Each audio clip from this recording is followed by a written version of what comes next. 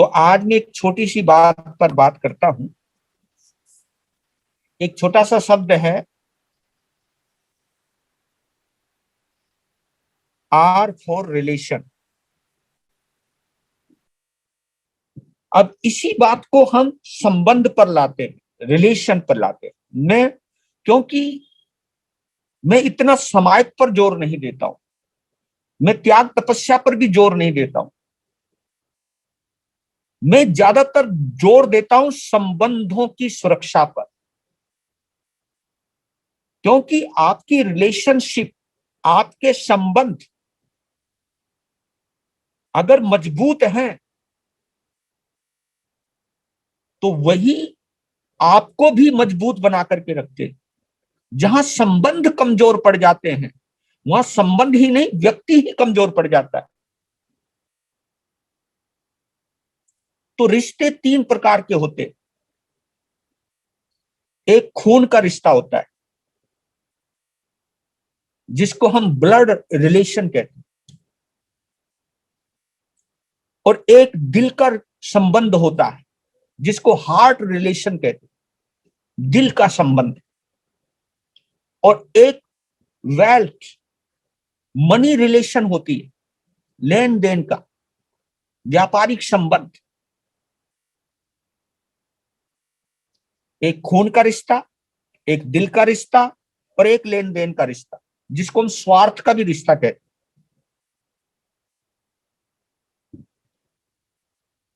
अब देखना आप, जैसे अखंड दीपक को हवा से बचा के रखा जाता है, प्रॉपर घी और तेल का ध्यान रखा जाता है, बाती के ऊपर भी ध्यान रखा जाता है, ऐसे ही खून के और दिल के रिश्तों को संभालने के लिए चार बातों का ध्यान अवश्य रखना। अगर तुम अपने रिश्तों को मजबूती देना चाहते हो तो अपने जीवन में चार चीजों को मत आने देना। ये चार चीजें अगर आपकी आ गई तो आपका रिश्ता टूट जाएगा। चाहे वो गुरु और शिष्य का हो, चाहे वो माता पिता का हो, चाहे पिता और पुत्र का हो, चाहे पुत्री पिता का हो, कोई भी रिश्ता क्यों ना हो, रिश्ता टूट ही जाना है। तो चार चीजें कौन सी? सबसे पहले अज्ञान, दूसरा आग्रह, तीसरा आसक्ति और चौथा अहंकार। अज्ञान यानी गलतफहमी, अनुमान लगा लिया, किसी ने बहका दिया, किसी ने कान भर दिए, गलतफहमी हो गई। जहां गलतफहमी आई रिश्ता कमजोर हो जाएगा। मुझे किसी पर भी डाउट हो गया तो रिश्ता कमजोर हो गया। और मालूम है डाउट का मैं बहुत एक अर्थ करता हूं, D for delete and out. किसी चीज को अगर आप डिलीट कर रहे हो तो वो चला जाएगा वहां से, और डिलीट होते हुए आउट हो जाता है, दिखाई नहीं देता। तो डाउट से बचना है, गलतफहमी से बचना है। खून के रिश्तों को और दिल के रिश्तों को अगर बचाना चाहते हो तो सबसे पहले अज्ञान को दूर करो, गलतफहमी नहीं लानी।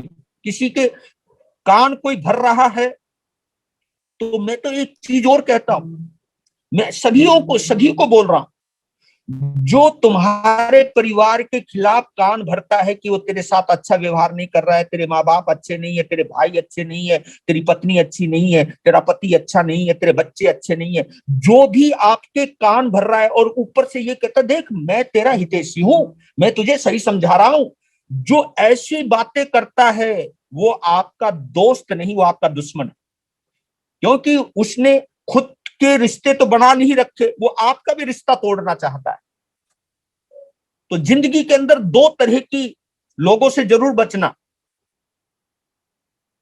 क्योंकि जो कान भरते हैं उनको, अगर वो पुरुष है तो उसे हम नारद कहते हैं, नारद। अगर वो महिला है तो उसे मंथरा कहते हैं, मंथरा। मंथरा ने पूरे रघुकुल का नाश करके रख दिया। तो मंत्रा जो कान भरते इधर उधर गलत फहमियां पैदा करते हैं, रिश्तों को कमजोर करवाते हैं, ऐसे लोगों से सावधान रहना, गलत फहमी नहीं आनी चाहिए। और दूसरी आग्रह, यानी किसी चीज के लिए जिद पकड़ लेना, मुझे ये चाहिए, मुझे यही चाहिए, और इस चीज के लिए मुझे किसी की कोई दरकार नहीं, जो रिश्ता टूटे तो टूटने दो। कोई आदमी जिद करके बैठ जाता है। आग्रह नहीं करना, दुराग्रह नहीं करना, जिद नहीं करना, आसक्ति।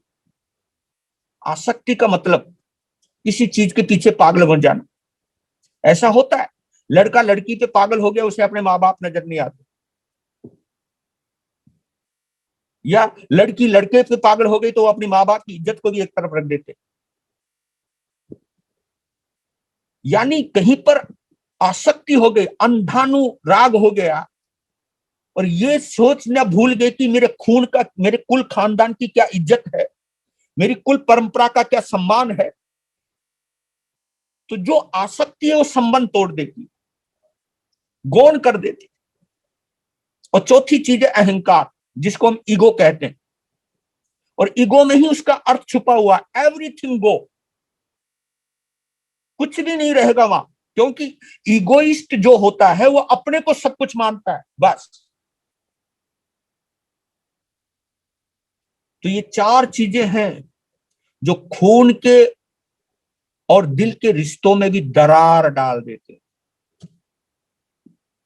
गलत फहमी से बचना, आग्रह से बचना, क्योंकि ये नहीं सोचना कि कोई बात नहीं, ये चीज नहीं है तो कोई बात नहीं। आग्रह से बचना, आसक्ति से बचना और अहंकार से बचना।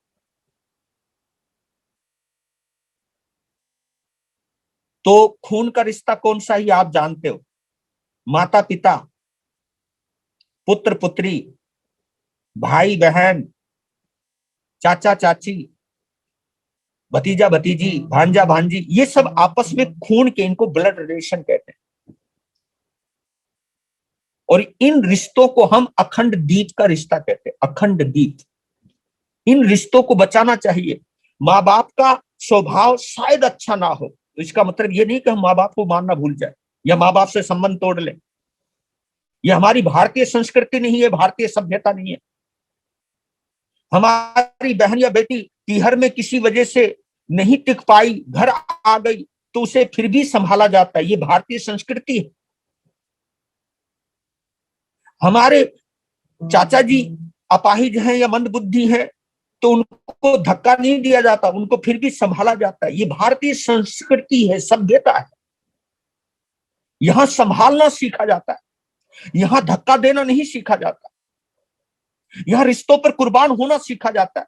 ऐसे भाई अपना काम बनता भाड़ में जाए जनता, ये नहीं है, ये स्वभाव नहीं है भारतीय संस्कृति का। और मैंने एक चीज कहा था आपको कि जो आदमियों से संबंध नहीं रख सकता, जो रिश्तों से मजबूत नहीं रख सकता, वो कभी भगवान से भी रिश्ता नहीं बना सकता, कभी भगवान से भी रिश्ता नहीं बना सकता। अब दिल का जो संबंध है किससे, दिल के दायरे में क्या आते हैं? पहला संबंध है पति पत्नी का, ये दिल का संबंध, क्योंकि दोनों खून अलग हैं, लेकिन दो खून मिलते हैं संयोग के आधार पर और दिल के आधार पर। हम स्वीकार कर लेते हैं ये मेरी जीवन संगनी है, ये मेरा जीवन साथी है। दिल बना, समाज ने उसके ऊपर स्वीकृति की मोहर लगा दी, शादी हो गई, संबंध बन गया, ये रिश्ता दिल का है। गुरु और शिष्य का जो रिश्ता है, ये भी दिल का ही रिश्ता है।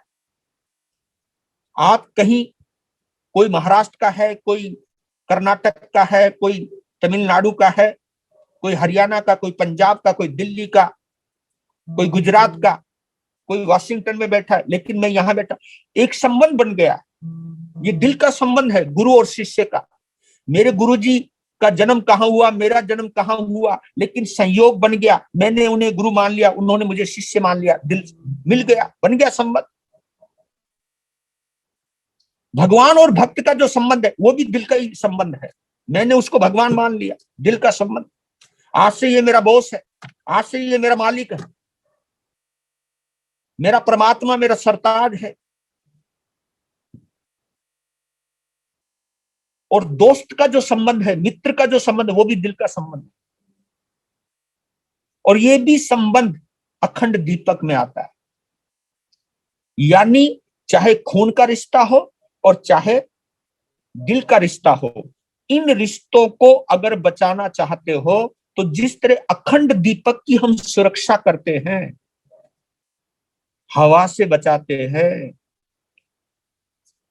घी और तेल का ध्यान रखते हैं, बाती का ध्यान रखते हैं, सजग रहते हैं, टाइम पर ध्यान रखते हैं, ऐसे ही वो अखंड ज्योत में ताकत नहीं आती है, वो ताकत आपकी सजगता से आई है।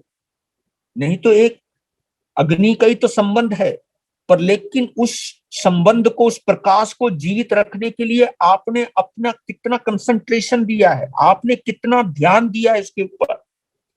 आपके अंदर एक चीज पड़ गई, अगर रात को भी उठ जाते हो तुरंत देखते हो दीपक जल रहा है कि नहीं जल रहा। ये जो संबंध है, इट इज रिलेशनशिप। और लेन देन का जो संबंध है, स्वार्थ का संबंध है, किसका? ग्राहक का और दुकानदार का, ये लेन देन का संबंध है। शिक्षक और विद्यार्थी का, मास्टर और विद्यार्थी का संबंध है ये, भाई तुम पैसा दो। डॉक्टर और रोगी का संबंध जो है, ये आर्थिक संबंध है, चाहे वो आपका फैमिली डॉक्टर है, चाहे कुछ भी हो, लेकिन संबंध तो अर्थ का ही है ना। भाई तुम उसे पैसा देते हो, वो आपका इलाज करता है।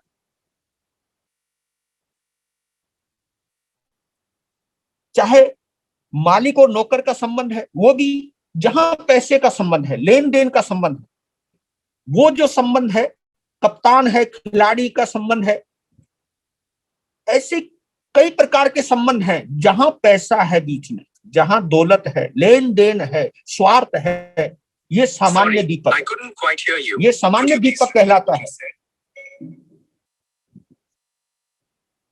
और ये संबंध कईयों के बहुत देर तक चल भी जाते, कईयों के बीच में भी टूट सकते। एक डॉक्टर नहीं आया तो दूसरा डॉक्टर ले लिया, पर लेकिन ये सामान्य है। तो आपको मैं इतना कहता हूं, एक संदेश देना चाहता हूं क्योंकि समय हो रहा है। मैंने जहां तक महसूस किया, और ये मैं एक लॉजिकल नहीं, साइकोलॉजिकल बात कह रहा हूं आपको, ये मैं किसी तर्क के आधार पर नहीं है, मैं भावनाओं के आधार पर बोल रहा हूं। आदमी की सुंदरता चली जाए, जिसको हम सौंदर्य कहते हैं, आदमी की संपत्ति चली जाए, आदमी की सत्ता चली जाए, और आदमी का स्वास्थ्य चला जाए, सौंदर्य, संपत्ति, सत्ता और स्वास्थ्य, इनकी हानि होने के बावजूद भी मन के स्वास्थ्य को कायम रखना शायद पॉसिबल है, संभव है। आदमी समझौता कर लेता, कोई बात नहीं, अब चला गया, चली गई सुंदरता, अब क्या रोना है, क्या हमेशा रोते रहना है, आदमी समझा लेता है। सत्ता चली गई, मन समझा लेता है, ठीक है, कुछ समय तक याद आती है, फिर नॉर्मल हो जाता है बंदा। संपत्ति चली जाए, सत्ता चली जाए, स्वास्थ्य चला जाए, तो आदमी समझा लेता है। कईयों की आंख चली जाती है, कहीं की टांग चली जाती है, लेकिन आदमी समझा लेता है कि कोई बात नहीं, हमेशा रोना कोई है, ज्यादा रोने से कोई लाभ तो होना नहीं, आदमी समझा लेता है अपने मन को। लेकिन याद रखना, संबंध में, रिश्तों में अगर कटुता आ गई,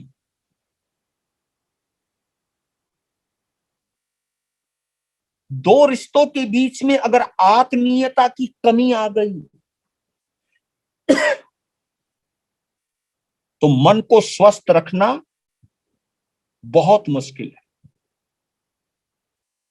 संबंधों में कटुता आ जाए, आत्मीयता में कमी आ जाए, तो मन स्वस्थ नहीं रहता, कभी नहीं रहता। और ये कभी तुम महसूस करके देख लेना, वो जो कमी है वो खटकती रहती है। कोई चेहरा आपको अच्छा नहीं लगता है, और संबंध में, आपस में खटास आ गई है, क्योंकि भैया दूध में एक बार खटास गिर जाए तो क्या होता है, दूध फट जाता है। और फटा हुआ दूध दोबारा दूध तो बन नहीं सकता। तो मैं ये कहता हूं कि सौंदर्य चला जाए कोई बात नहीं, सत्ता चली जाए कोई बात नहीं, संपत्ति चली जाए कोई बात नहीं, स्वास्थ्य चला जाए कोई बात नहीं, लेकिन संबंधों के अंदर कभी कटुता नहीं, ये मत लाने देना। अगर आप अपने कुल खानदान को सुरक्षित रखना चाहते हो तो उसकी सुरक्षा के लिए सबसे पहले जरूरत है आत्मीयता की। इसलिए मैं ये आखिरी में एक मीठा सा संदेश देना चाहता हूं कि इस बात को कभी मत भूलना, मंदी के खतरनाक दौर में पूंजी को संभाल कर रखना यदि चुनौती है, मंदी के खतरनाक दौर में संपत्ति को संभाल कर रखना यदि चुनौती है, और प्रदूषित वातावरण में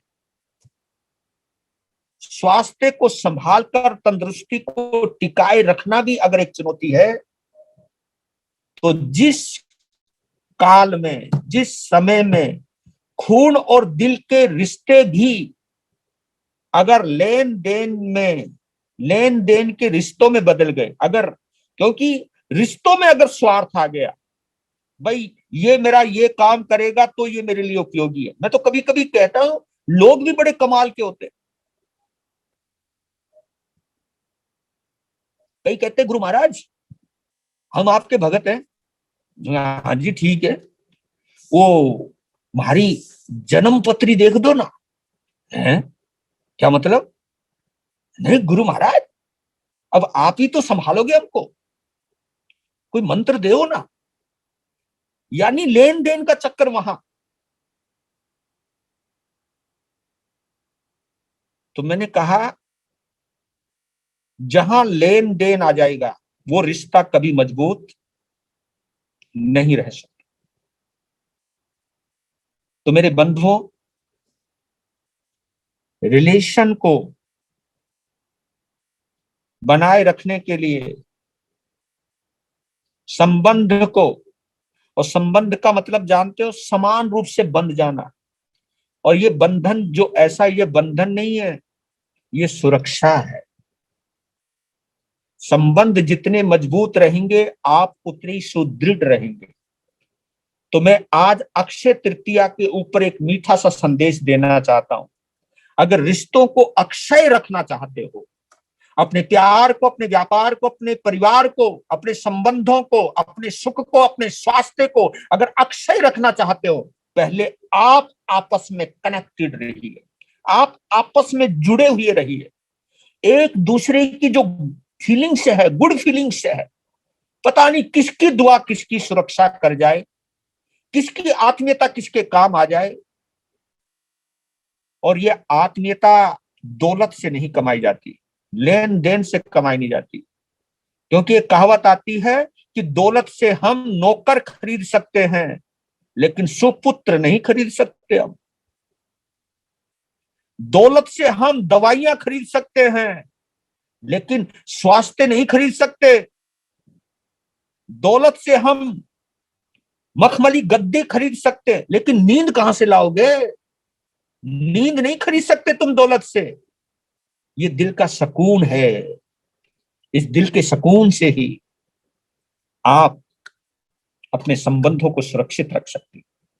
और आज के प्रसंग पर मैं यही कहना चाहता हूं, आपके जीवन में कोई भी कमी हो चलेगा लेकिन प्रेम की कमी कभी मत आने देना।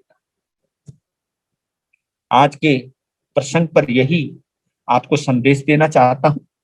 अक्षय तृतीया का मेरे लिए ये महत्व है। आप सोचते हो भारी दौलत बनी रहे, मैं मानता हूं दौलत भी बहुत जरूरी है, लेकिन दौलत से ज्यादा मोहब्बत जरूरी है। मोहब्बत ताकत है, पैसा भी ताकत है, दौलत भी ताकत है, लेकिन वो दो तरफा ताकत है। आती है तो अहंकार आ जाता है, ये दौलत है ना, 2 लाख है इसकी। कहते जब दौलत आती है तो छाती पे लात मारती है, आदमी अकड़ जाता है, और जब जाती है तो पीठ पे लात मारती है, जमीन में गिर जाता है। दौलत का अपना खेल है, ताकत है, वो मैं मानता हूं इस चीज को, लेकिन मोहब्बत एक ऐसी ताकत है जो तूफान में भी हमें सुरक्षित रखती है। जय हो। आप सभी को अक्षय तृतीया की हार्दिक शुभकामना देता हूं। आपके परिवार में प्रेम प्यार हमेशा अक्षय बना रहे, ये शुभकामना देता हूं। धन्यवाद, आपने इतने प्यार से सुना, इतने गौर से सुना। दिल तक पहुंच गई हो मेरी बात तो दिल में रखना संभाल कर, और इस अक्षय तृतीया को अमर बना लेना। किसी से भी बोलचाल अगर बंद हो गई हो तो खुद फोन करके बात करने की कोशिश करना, क्योंकि अगर जो जो बात करना बंद कर दोगे फिर बात करनी मुश्किल हो जाएगी। अगर जितनी देरी कर दोगे, मैं ये कहता हूं, एक बात कहता हूं, आपको बुरी लग सकती है पर लेकिन मैं कहता हूं कि घर में झगड़ा हो जाए होने दो, मन में आए जो बकना चाहो बक दो, बोल दो, लड़ लो, झगड़ लो, मार लो, पीट लो, लेकिन बोलना नहीं छोड़ना, क्योंकि बोलने से रिश्ते बचे हुए रहते हैं और रिश्ता प्यार का ही बना के रखिए। जय हो, धन्यवाद। ज्यादा बोल दिया हो तो माफ करना क्योंकि टाइम तो हो गया है। जय हो। और ये संदेश मैं आज के दिन देना चाहता था, आपने बड़े प्यार से सुना, लेकिन प्यार से ग्रहण करना। अगर कोई रूठ गया हो तो मना लेना, और मनाने वाला रूठने वाले से तो बड़ा होता है, नो डाउट। अकड़ने वाले से पिघलने वाला ज्यादा अच्छा रहता है। और बताओ, हमारे शरीर में जितनी फ्लेक्सिबिलिटी रहती है, फ्लेक्सिबिलिटी जितनी रहती है वो शरीर स्वस्थ कहलाता है। और जिसमें अकड़ रहती है, मालूम है उसको क्या कहते हैं? मुर्दा। मुर्दा अकड़ता चला जाता है, वो उसको मुर्दा मुड़ता नहीं है, इसलिए मुर्दा है। जिंदा व्यक्ति के हाथ पांव मुड़ते हैं तो मुर्दा नहीं बनना, संबंधों को नहीं मारना, बस इतना ही आप लोगों को कहना चाहता हूं। जय हो।